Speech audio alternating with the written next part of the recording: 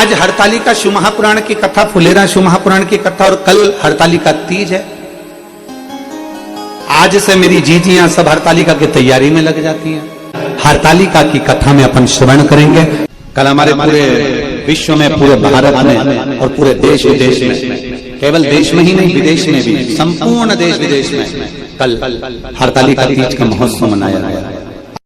सबसे ज्यादा आनंद शंकर जी से पूछा जाए कौन से दिन आता है, तो शिव जी कहेंगे मुझे हरतालिका तीज बड़ी पसंद है। शिव जी से पूछा वो क्यों? पार्वती जी ने जो तप करा था, साधना करी थी, उपास करा था, व्रत करा था, पार्वती जी ने ऐसा व्रत करा, ऐसा तप करा, ऐसी साधना करी, उस व्रत से मैं बड़ा प्रसन्न हूं। सबसे ज्यादा प्रसन्न मेरे शंकर हरतालिका तीज के दिन होते हैं, सबसे ज्यादा प्रसन्न। और माताओं से निवेदन रहा है, बार बार कहते हैं, आप अगर हरतालिका तीज का व्रत नहीं भी करते हो तो भी 5-6 वृक्ष की 7 वृक्ष की पत्तियों को तोड़कर हरतालिका तीज के दिन शंकर भगवान को समर्पित कर दो। शंकर जी उस व्रत को स्वीकार कर लेते हैं, इतने प्रसन्न हो जाते हैं मेरे लिए। शिव की प्रसन्नता है हरतालिका तीज का। यह हरतालिका तीज का जो पूजन है, व्रत ही माता पार्वती जी का ही तो है, लगी तब साधना में। किसी ने कहा कि गुरुजी हरतालिका तीज क्या सौभाग्यवती नारियां करती हैं केवल? शिव महापुराण की कथा कहती है भारत की भूमि पर सारे व्रत छूट जाते हैं, पर एक व्रत हरतालिका का ऐसा होता है जो कुंवारी अवस्था में चालू होकर जब स्त्री मरती है तब तक वो व्रत उसका साथ देता है, आखिरी अवस्था तक व्रत चलता है। कुमारी अवस्था से चालू होकर, कुमारी अवस्था में व्रत उठाया, चालू हो गया, सौभाग्यवती होकर व्रत उठाया, चालू हो गया। तुम्हारी मर्जी पड़े तब व्रत करो, पर ये व्रत तुम्हारे लिए भी है, तुम्हारे बच्चों के लिए भी है, तुम्हारे पति के लिए भी है, तुम्हारे कुल के लिए भी है, और तुम्हारे पूरे संपूर्ण परिवार के लिए, और तुम्हारी आने वाला जन्म जब तुम्हारे प्राण छूट जाएंगे, प्राण छूटने के बाद तुम्हारी गति क्या हो, कौन तुमने कौन सा व्रत करा नहीं करा, पर हरतालिका व्रत तुम्हारी सारी गतियों को सवार कर तुम्हें शिव धाम में विराजमान कर देते हैं, शंकर की पार्वती बनाकर बिठा देते हैं। शिव पार्वती, पार्वती मैया ने पार्थिव लिंग का निर्माण नहीं करा, बैठी है पार्वती जी तब कर रही, साधना कर रही, व्रत कर रही। सूखे पत्ते का सेवन करना, नासिका के एक छिद्र से श्वास लेना, दूसरे से छोड़ देना, दूसरे से छोड़ते छोड़ते एक ही से लेना, एक ही से छोड़ना। धूप में बैठे रहे, पानी में बैठे रहे, धूप पानी में बैठ कर भी अपनी तप साधना में लगे हैं। जो पिछले वर्ष फुलेरे का दर्शन करें हरतालिका तीज पर, उनसे पूछो कि फुलेरे के दर्शन का फल क्या है, क्या देता है फुलेरे का दर्शन। आपके नजदीक में 5 घर, 6 घर, 7 घर में जहां फुलेरा बंधे, जिस मंदिर में फुलेरा बंधे वहां दर्शन करने के लिए जाओ। नहीं करते व्रत, कोई बात नहीं, पर फुलेरे का दर्शन करने जरूर जाओ। गणेश चतुर्थी के एक दिन पहले आ जाती है, सहज भाषा में समझ लो तीज को, हस्त नक्षत्र तृतीया। उसमें सबसे ज्यादा जरूरी है हरतालिका तीज का पूजन अगर आप कर रहे हो, और हरतालिका तीज का अगर आप स्मरण कर रहे हो, तो उसमें सबसे ज्यादा अगर कोई जरूरी है तो शंकर भगवान जहां विराजमान होते हैं उनके ऊपर उनकी 5 कन्याओं का होना जरूरी है। मतलब ऊपर फुलेरा बंधना जरूरी। फुलेरा का मतलब जानते हो, एक जैसे शंकर भगवान नीचे विराजमान है और ऊपर जो जलाधारी बनती है ना, तो जलाधारी की जगह पर शंकर भगवान की हरतालिका तीज के दिन जब नारियां पूजन करती हैं, माताएं पूजन करती हैं, कन्याएं पूजन करती हैं, तो उसपे जलाधारी की जगह फुलेरा बनता है, मतलब फूल की मालाएं उसमें लटका दी जाती है। अब कितनी माला लटकाना चाहिए? प्रयास करना चाहिए कम से कम 5 माला उसमें होना जरूरी है, और 5 से ज्यादा भी लटकाओगे चलेगा, पर 5 से कम नहीं होना चाहिए फुलेरा। 5 कौन कौन है ये? जया, विषहरा, सामरीवारी, दौतली, देव। शंकर भगवान की 5 बेटी। इससे अधिक अगर आप लटका रहे हो तो शंकर भगवान की और भी बेटियों का व्याख्यान है, मनसा है, अशोक सुंदरी है, ये शंकर भगवान की पुत्रियां। नर्मदा जी का स्मरण आ जाता है, नर्मदा है। तो ऐसा बेटियों का तो आप ज्यादा लटकाओगे चले जाएगा, पर कम नहीं। शिव तत्व फुलेरे का दर्शन अवश्य, भगवान शंकर की अविरल भक्ति को। और फिर निवेदन है, तुम्हारा व्रत हो ना हो, 5 वृक्ष की पत्ती तोड़कर बन सके तो बेलपत्र शंकर जी को चढ़ा दो। बेलपत्र नहीं है, हरतालिका तीज के दिन तुम व्रत करो ना करो, 5 वृक्ष की पत्तियां लेकर अपने मन का भाव कहकर भगवान शंकर को अपने मन से बाबा से प्रार्थना कर कर 5 वृक्ष की पत्ती शिव को समर्पित कर दो, शिव को समर्पित। और फिर निवेदन करूंगा फुलेरा का आनंद करने वाली माताओं से, मान लो 30 साल 25 साल शादी को हो गए हो और अगर संतान का सुख नहीं हो तो मेरा निवेदन है, फुलेरे में जो सबसे नीचे के जो फूल लगते हैं, सबसे आखिरी के जो फूल लगते हैं, उसमें पीला कनेर या लाल कनेर का फूल उसमें अवश्य लगवा दीजिए। अगर जिसके घर में 25 साल में 30 साल में भी औलाद नहीं है और संतान का सुख नहीं है, तो फुलेरे के अंदर नीचे कनेर में या तो पीला कनेर या लाल कनेर, गुलाबी कनेर, जो कनेर आपको मिल जाए उस कनेर का पुष्प नीचे के भाग में उस फुलेरे के अंतर्गत लगा दीजिए। और जो बच्चे बहुत अच्छी मेहनत के साथ, बहुत अच्छी मेहनत के साथ आगे बढ़ना चाहते हैं, वो देवाधिदेव महादेव के सुंदर फुलेरे का जब दर्शन करने जाएं तो किसी भी फुलेरे के दर्शन करते समय 5 वृक्ष की पत्तियां अपने भाव से बाबा को समर्पित अवश्य करें। शिव तत्व को, हरतालिका तीज साधारण तीज नहीं है। स्वयं भगवान शंकर की जितनी जितनी पूर्व में आप अंदाजा लगाएंगे, मां सती, मां उमा, मां कात्यायनी, मां कुष्मांडा, मां स्कंदा, जितनी माता के जितने स्वरूप, मां बगलामुखी, मां ध्रुमावती, मां कमला, जितनी जितनी माता के स्वरूप हैं, जितने जितने स्वरूपों में भगवान देवाधिदेव महादेव उनके साथ में विराजमान है, ऐसा कोई स्वरूप नहीं माता का जिन माता ने भगवान शंकर के फुलेरे का दर्शन ना कराओ और हरतालिका तीज ना करिए, हरतालिका तीज का स्मरण ना करिए। और जब फुलेरे का दर्शन करने मेरी माताएं जाए, जब हरतालिका तीज का पूजन करें, जब मंदिर में या किसी के घर पर फुलेरे का दर्शन करने जाए, उस समय पर भगवान से प्रार्थना जरूर करें। फुलेरे का दर्शन करते करते, अपने मन की कामना करते करते, एक बार दोनों हाथ उठाकर जमकर जब फुलेरे का दर्शन करो, किसी के यहां पर भी फुलेरे का दर्शन करने जाओ, जमकर बोल कर आओ, श्री शिवाय नमस्तुभ्यम। भगवान शंकर का नाम स्मरण कर कर आओ, उच्चारण कर कर आओ। भजन हो रहे हो तो भजन का आनंद करिए, श्री शिवाय नमस्तुभ्यम। भगवान शंकर के मूल स्मरण करिए, करो दर्शन, खूब भाव से पूजन करो, खूब भाव से। और मैंने तेरे ही भरोसे बाबा, तेरे ही भरोसे हवा बिच उड़ती जावांगी, बाबा डोर हर तो छड़ी ना में कटी जावांगी। कल हरतालिका तीज का पूजन करने वाली माताएं पार्थिव शिवलिंग का निर्माण करती हैं, पार्थिव पूजन करती। कब सीखा? जब माता पार्वती मैया तप कर कर करके हार गई और शिव तत्व प्राप्त नहीं हुआ, तब स्वयं भगवान नारायण आए, स्वयं भगवान नारायण।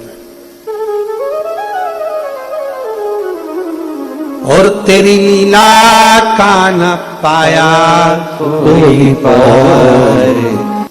पार्वती मैया थोड़ी क्रोध में थी। क्यों क्रोध? इतने दिन का तप करा, साधना करी, पर शिव तो प्रसन्न नहीं होता। भगवान नारायण ने एक बात बड़ी अच्छी कही, वो हम आप सबसे कहना चाहते हैं, जितने लोग कथा सुन रहे हैं, सबको कहना चाहते हैं जो कथा सुन रहे हैं। पार्वती मैया ने कहा कि मेरे शंकर तो राजी नहीं होते, कितने कितने टेढ़े राजी नहीं होते। भगवान नारायण कहते हैं कि टेढ़े का और सीधे का संग होता है। सब सीधे सीधे मिल जाएं तो कोई गिनता ही नहीं है। इसलिए घर में 3-4 बेटे हैं तो एक आध टेढ़ा होता ही है। कहां से लाऊं मैं बर, कहां से लाऊं लड्डू, कहां से लाऊं पेड़ा, कैसे तेरी पूजन करूं, कैसे तेरी आराधना करूं? भगवान नारायण ने कहा कुछ भी शंकर को नहीं चाहिए, मिट्टी उठाओ, पार्थिव लिंग का निर्माण करो। नारायण भगवान करे पार्थिव लिंग का निर्माण। इतने में माता पार्वती जी ने पूछा पार्थिव लिंग का निर्माण कैसे करते हैं, कैसे करते हैं? पार्वती जी को लगा कि भगवान नारायण मुझे बनाकर बता देंगे, पर नारायण तो नारायण थे। एक अच्छा शिक्षक, एक अच्छा गुरु अपने शिष्य से कहता है कि मैं बैठा हूं, तू बना। अपनी मेहनत पूर्ण करिए, अपनी लगनता पूर्ण करिए। थोड़ा हो सकता है मंजिल तक पहुंचने के लिए तरीका चेंज करना पड़े, पर पहुंचोगे जरूर। जल्दी बनता है पर शिव को जल चढ़ाने वाला एक दिन से जरूर। में देवर जेठ में देवरानी आदि में सब में समावेश बनाकर चलिए। सब एक जैसे नहीं हो सकते, सबका स्वभाव एक जैसा नहीं हो सकता, सब में समावेश बनाकर चलिए। पार्वती जी ने सोचा मुझे शिवलिंग कौन बनाकर सिखाएगा। भगवान नारायण ने पार्वती जी से अपने सामने शिवलिंग का निर्माण करवाया। शिव जी बता रहे मिट्टी लो, गंगा जल डालो, इत्र डालो, बड़े प्रेम से निर्माण करो, बेलपत्र रखो, उसके ऊपर शिवलिंग का निर्माण करो। बेलपत्र रख शिव जी का निर्माण करा। शिवलिंग का, पार्थिव शिवलिंग का निर्माण जब माता पार्वती ने अपने हाथों से करा। अभी कथा में कहा था कि 5 तेज हमारे ओर से निकलते, हाथ की हथेली से, थम से, नेत्र से, नासिका श्वास से, जिह्वा की वाणी से, 5 स्थान हमारे तेज निकलते हैं। जब हम निर्माण करते हैं शिवलिंग का, तब हमारा तेज पुंज हमारे सम्मुख में होता है। जैसे हनुमान जी महाराज की माता अहिल्या ने स्वयं, अंजलि ने स्वयं अपनी अहिल्या अहिल्या के कहने पर अंजनी माता ने भगवान शंकर के शिवलिंग का निर्माण करा था। गौतम बाबा के कहने पर माता अंजना ने पार्थिव शिवलिंग का निर्माण करा। संतान नहीं थी, पर गौतम बाबा ने कह दिया अगर पार्थिव शिवलिंग का निर्माण कर रही हो अंजना, तो पक्का है कि तुम्हारे घर में संतान होगी। और एक नहीं 6।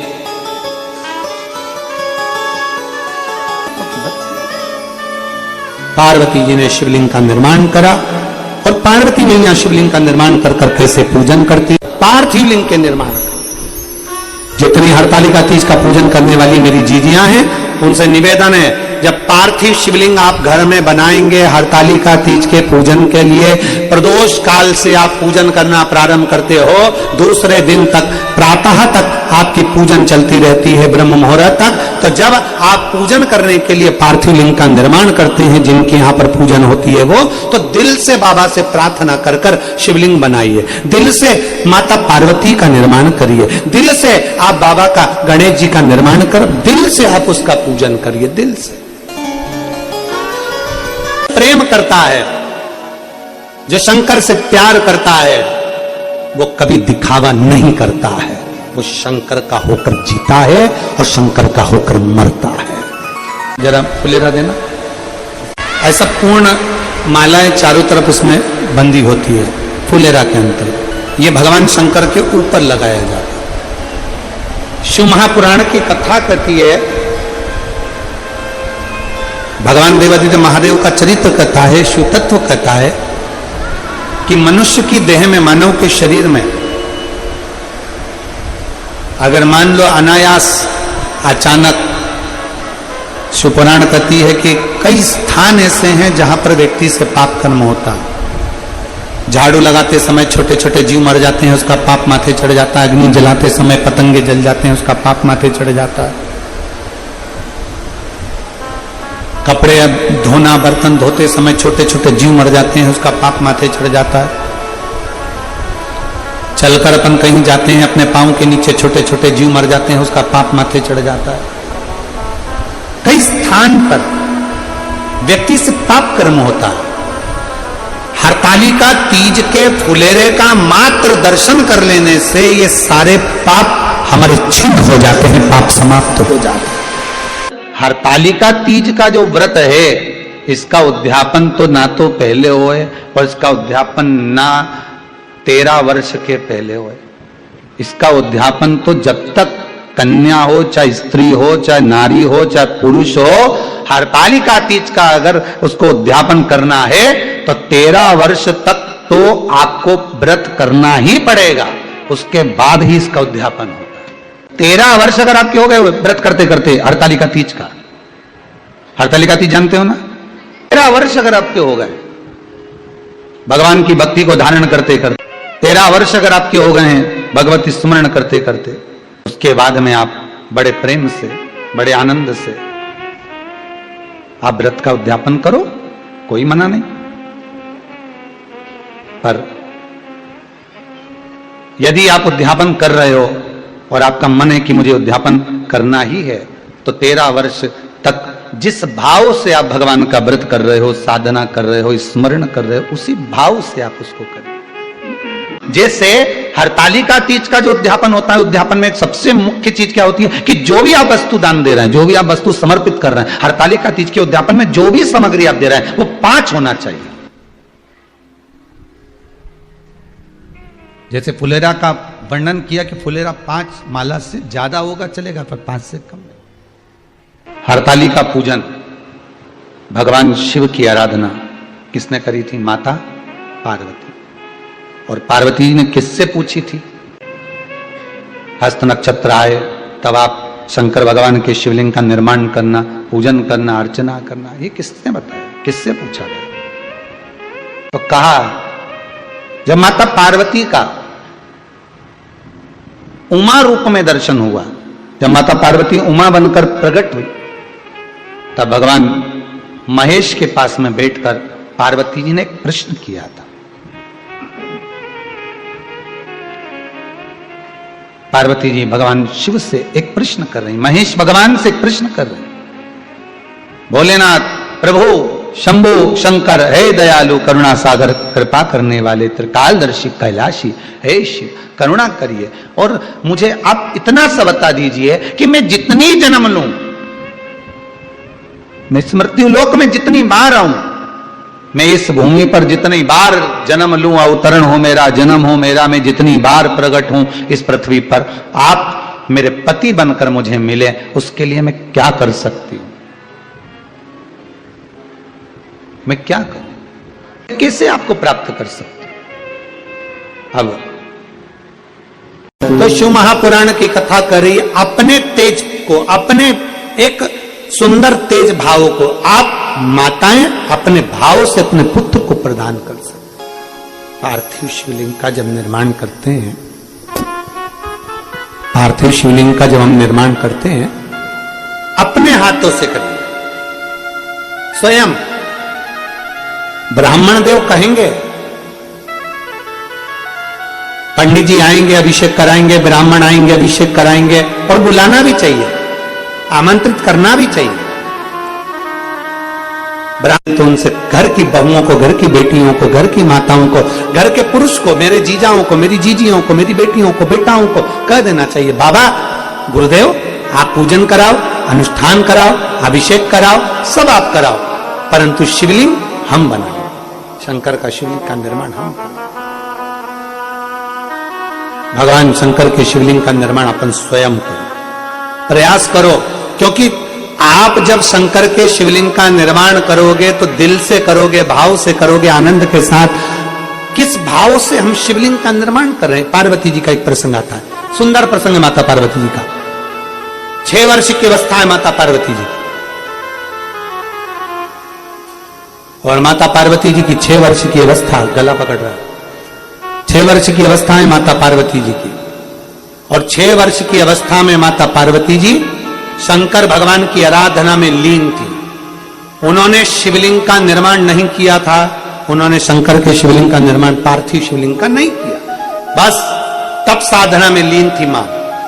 इतनी तप साधना कर रही थी 6 वर्ष की अवस्था में कि देवता भी उनको देखकर आश्चर्य कर रहे थे। देवऋषि नारद ने उनको कह दिया था, कहा देखा तुम शिव की आराधना करो, तुम शंकर की आराधना करो, तुम शिव तत्व को धारण करो, तुम भगवान शंकर। 6 वर्ष की अवस्था हो गई, और 6 वर्ष की अवस्था तक माता पार्वती जी ने शंकर भगवान के पार्थिव लिंग का पूजन, भगवान के पार्थिव लिंग का निर्माण नहीं किया।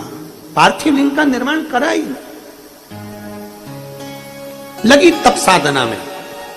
ये हरतालिका तीज का जो पूजन है व्रत ही माता पार्वती जी का ही तो है, लगी तप साधना। आप लोगों ने भी खोले के दर्शन करे होंगे जा जाकर। और हरतालिका तीज महोत्सव मनाया, संपूर्ण विश्व की माताओं ने भगवान शंकर को रिझाया, सबका फिर विसर्जन कर दिया। ले जाते समय नाभि कोष से ऊंचा हो, विसर्जन के समय पर अपने नेत्रों से बाबा का पूर्ण दर्शन किया जाए। पूर्ण दर्शन कैसे होता है? शिवलिंग के पूर्ण दर्शन का महत्व क्या बताया, उसको भी समझ लीजिए। भगवान शंकर के पूर्ण शिवलिंग के दर्शन का महत्व, अर्थात ये शिवलिंग, ये जलाधारी, बीच में अशोक सुंदरी, राइट गणेश, लेफ्ट कार्तिकेय, ऊपर से जो जल बहता है वो जया विषहरा शामली मारी दौतली देव।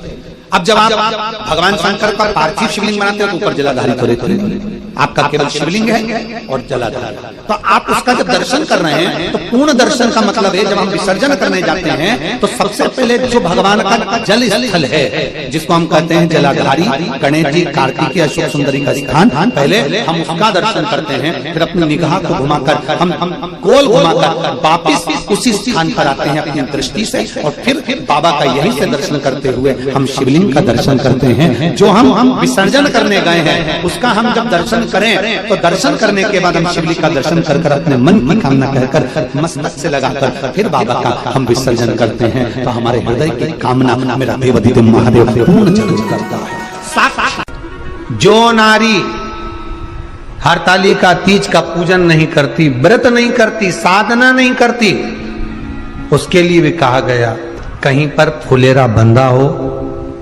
हरतालिका की पूजन हो रही हो, 5 मिनट 10 मिनट निकालकर आप भी उस पुष्प को, उस पत्तियों को शंकर को समर्पित कर सकते हो। ये नहीं चढ़ा सकते तो 5 फल नहीं चढ़ा सकते तो 5 कुछ भी पुष्प आदि का आप शिव को समर्पित कर। क्यों चढ़ाया जाता है, किस लिए चढ़ाना चाहिए?